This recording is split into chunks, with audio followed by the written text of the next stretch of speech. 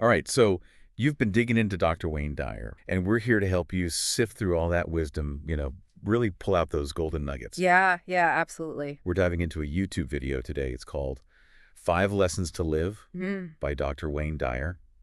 Truly inspiring. And we're going to break down these principles right. that Dyer lays out, and most importantly, how you can actually use them to make your life better. I think one of the things that always struck me about Dyer was just how he can take these really big ideas and Yeah. make them feel so relatable. Right. It's not like, some abstract philosophy up Yeah. in the clouds. It's stuff you can actually apply in your everyday life. Absolutely. And, he doesn't waste any time, right? He jumps right in with this idea of a friendly universe. He even quotes Einstein, Oh, wow. saying the most basic decision we make Yeah. is whether we see the universe as friendly or hostile. Like, whoa, that's pretty intense right off the bat. It is. And that's where I think that streetlight analogy he uses really comes in handy. So picture this. A guy loses his keys inside his house.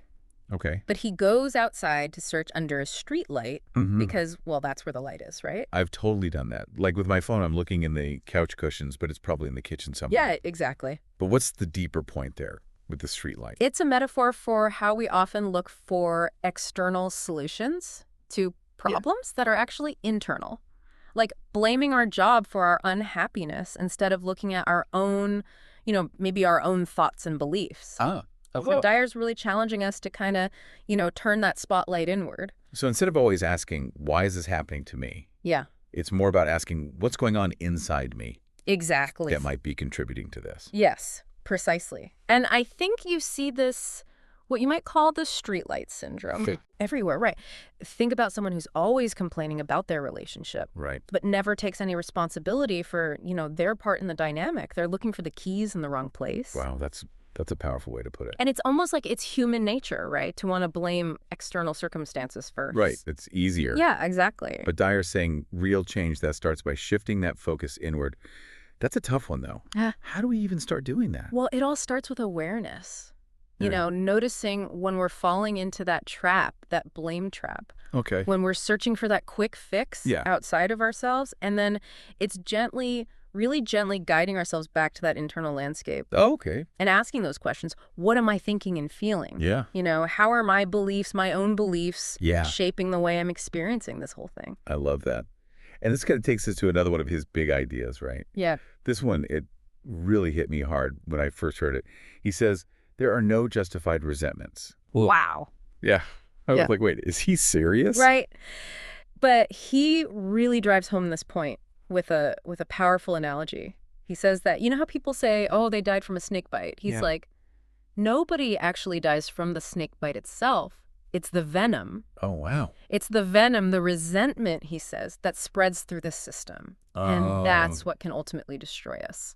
So it's not the actual event, the hurt, the betrayal, whatever it is. Right. It's how we hold on to it, that bitterness we keep inside. That's the problem. Exactly. And look, this doesn't mean minimizing the pain Right. or pretending something didn't happen. Of course not. It's more about realizing that holding on to that resentment is kind of like, drinking poison every day and No. expecting the other person to get sick. That is such a powerful image. We're letting that hurt, that past hurt, Yeah. keep wounding us long after the original thing even happened. Mm-hmm. But how do we even begin to let go of that resentment? Especially when it's something really deep. Yeah, it's definitely not easy, but Dyer really emphasizes forgiveness. And not necessarily forgiveness of the other person, Right. but of ourselves. Oh, okay. For holding on to that anger for so long. He talks about journaling, visualization, affirmations, all these tools to help us work through those tough emotions and loosen that grip of resentment. So it's about acknowledging the pain, but not letting it control us. Yeah. Learning from it, Right. but moving on without being chained to all that bitterness. Yes, exactly. And when we release that, when we can truly let go, Dyer says it frees up so much mental and emotional energy, Yeah. And then we can focus on this next big idea, the power of our thoughts. Ooh, okay. He has this great line. He says, as you think, so shall you be. It really reminds me of like the law of attraction. Yeah, that idea that our thoughts kind of create our reality, right? Right. So like if I'm constantly thinking negative thoughts, I'm actually drawing more negativity into my life. That's the gist of it, yeah. Dyer believed that our thoughts are incredibly powerful. What we focus on, it expands. If we're constantly dwelling on negativity, fear, limitations, well, we're basically programming our minds to create more of that. So if that's true, if our thoughts really are shaping our reality, Mm. that means the biggest question is, what am I choosing to focus on? Exactly. Like that's something we all need to think about, right? Absolutely. And it's not about, pretending everything's perfect or denying negative emotions. Right. It's more about becoming aware of those Hmm. patterns in our thinking and then making a real effort to shift our focus toward what we actually want to create. Oh, okay. Possibilities instead of limitations. So even when things are hard, it's about choosing how we look at the world. Exactly. But that's easier said than done. Like, how do we actually make that shift? Yeah, no, you're right. It takes practice, consistent practice. Dyer talks about things like gratitude journaling, affirmations, surrounding yourself with people who lift you up, Yeah. and recognizing that negative self-talk Oh, yeah. and actively challenging those thoughts. So it's like retraining our brains Hmm. to focus on the good stuff, to see those possibilities even when we're going through tough times. Exactly. And this idea, this practice of shifting our thoughts, Yeah. and it leads us to, I think, one of the most important principles Dyer talks about. It's all about having an open mind. Oh, interesting. An open mind, something I've been trying to work on.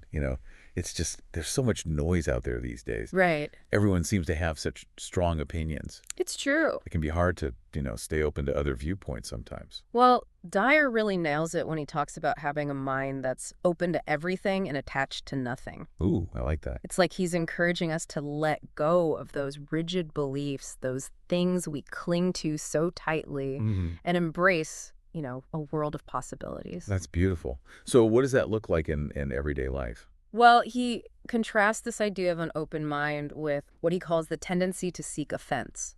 Oh, I see that all the time. Yeah, it's like it's almost become a badge of honor these days to be offended by something. Like, Mhm. people are looking for reasons to be It's outraged. exhausting. It is. And Dyer's saying that, this constant search for reasons to be offended, it actually blocks us Oh, okay. from truly understanding and growing. So how do we cultivate an open mind without becoming like a doormat? It's not about just agreeing with everything, right? No, absolutely not. It's Yeah. more about recognizing that everyone has their own perspective shaped by their unique experiences. Mhm. So an open mind means being willing to consider those other perspectives, Okay. to engage in respectful dialogue, especially when we disagree. That's the hard part. It is. But, think about it this way. It's about understanding, not necessarily agreeing. Oh, okay. That makes sense. But what about those times when something really goes against our core values? Like, how do we stay open without compromising who we are? Right, right. And that's where the attached to nothing part comes in, I think. It's not about abandoning our values, Right. but it's holding them with an open hand, Oh, recognizing that our perspective, it's just one of many. It's being willing to listen, to learn, to consider other viewpoints without feeling like we're being attacked or threatened. it's like letting go of that need to be right all the time. Exactly. And it can be tough, especially when we feel really strongly about something. But holding on to our beliefs too tightly, Mm, it creates a wall between us and other people. yeah. And that wall, it prevents genuine connection and understanding. It's about finding that balance Right. between staying true to ourselves while also being open to the possibility that, hey, maybe we'll learn something new. I like that. Be open to learning even when it's uncomfortable. Yeah. And that ties in so well with what Dyer talks about next, this idea of, don't die with your music still in you. Oh my gosh, that line. Every Yeah. time I hear it, it gives me chills. Right. It's such a powerful image. And he's not talking about literal music here, Yeah, right? yeah. He's talking about our unique gifts, talents, passions, all those things that make us come alive. And it makes me think of that Thoreau quote, "If a man does not keep pace with his companions, perhaps it is because he hears a different drummer. Let him step to the music which he hears, however measured or far away." Oh, I love that quote. It's about like owning your individuality, Right. expressing your authentic self, even if it's, different from what everyone else is doing. Yes, exactly. It's about recognizing that each of us has something special to offer, something unique Mhm. that only we can bring to the world. Dyer's basically saying, don't let fear or self-doubt hold you back from sharing those gifts. It's like, don't let your dreams just sit there. Don't waste your potential. Hmm. But that can be so scary. Like, where do we even start? It can feel overwhelming, for sure. But Dyer reminds us that it doesn't have to be this big, huge thing. It's about taking those small steps, Right. following our passions, expressing ourselves authentically, Right. even if it's just in our own little corner of the world at first. It's not about the destination, it's about the journey. Yes. And it's also about recognizing that our music, what we're passionate about, it might change over time. Right. What lights us up today might be different tomorrow. The key is just to stay open to those new experiences, keep exploring, and never stop expressing ourselves. That's beautiful. So as we're wrapping up our deep dive into Dr. Wayne Dyer's wisdom, what are some of the key takeaways for our listener? Well, he's encouraging us to choose a perspective of a friendly universe, Okay. to release the grip of resentment, to align our thoughts with our desires, to cultivate that open mind, and to express our unique music. Powerful stuff. And it all comes back to taking responsibility for our own lives, right? For our thoughts, our beliefs, our actions. It's about recognizing that we have the power to create the life we want. And it starts from within, not by seeking external solutions, but by cultivating inner peace and purpose and authenticity, and by sharing those unique gifts that we all have with the world.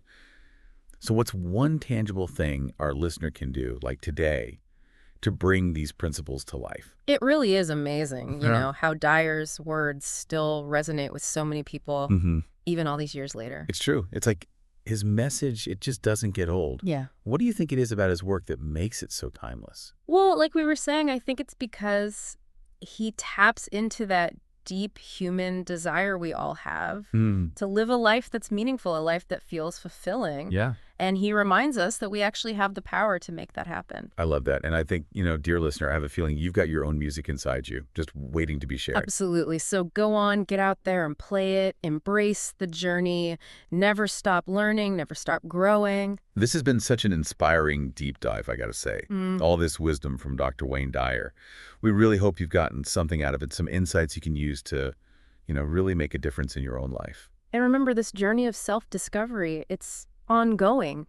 Keep exploring, keep growing, and keep sharing your own unique music with the world. I love that. And hey, if you're feeling inspired to learn more from Dr. Dyer, we definitely encourage you to check out his books, his lectures. There's so much wisdom to be found there. And just remember, even the most incredible symphony, it starts with a single note. Oh, that's good. So take that first step, even a small one, and let your music flow. Beautifully said. Thanks for joining us on this deep dive. And until next time, keep seeking, keep growing, and keep shining bright.